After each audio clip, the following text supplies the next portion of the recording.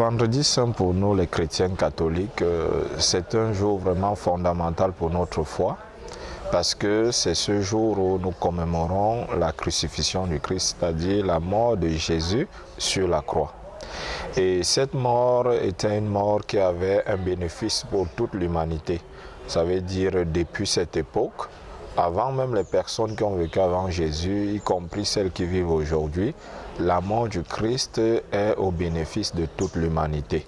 Avec cette mort, le Christ s'est sacrifié pour que tous les hommes et toutes les femmes puissent avoir la vie de Dieu, puissent bénéficier de la vie de Dieu. Alors chaque fois que nous sommes devant cet événement, ce que nous voyons, c'est l'extrême amour de Dieu pour les hommes et les femmes pécheurs que nous sommes. Tant que les mêmes problèmes demeurent, tels que les problèmes de haine, les problèmes de jalousie, les problèmes d'orgueil, d'individualisme et autres, le message de Jésus reste. Parce que nous savons tous qu'au cœur de tous les problèmes que nous vivons, il y a un manque d'amour. Alors, tant que nous n'allons pas laisser l'amour prendre le dessus sur l'ensemble de nos relations, sur l'ensemble de nos actions, le message du Christ va toujours rester pertinent.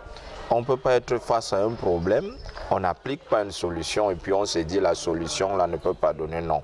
Chaque fois que nous essayons d'appliquer la solution de l'amour que Jésus nous montre, nous nous rendons compte qu'il y a beaucoup de choses qui marchent. C'est vrai, le monde dans lequel nous sommes fait beaucoup plus la promotion du bruit, la promotion du mal, la promotion de tout ce qui ne va pas.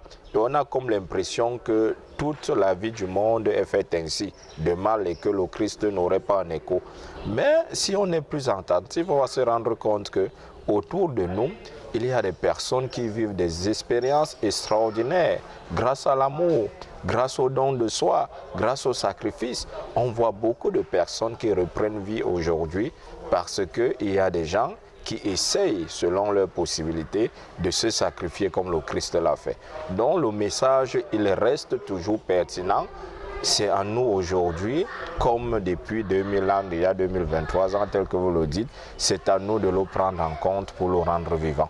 Pour cette année, la particularité vient toujours un peu des réalités que nous vivons. Moi, personnellement, si je peux retenir quelque chose, c'est que je me rends compte qu'au lieu que nous vivons comme des personnes qui se sacrifient pour les autres, on est plutôt dans une société qui sacrifie les gens. Voilà. Notre effort, je peux dire cette année et dans les années à venir, c'est d'apprendre à être une offrande pour les autres et non à faire des autres les offrandes pour nous, pour notre propre intérêt.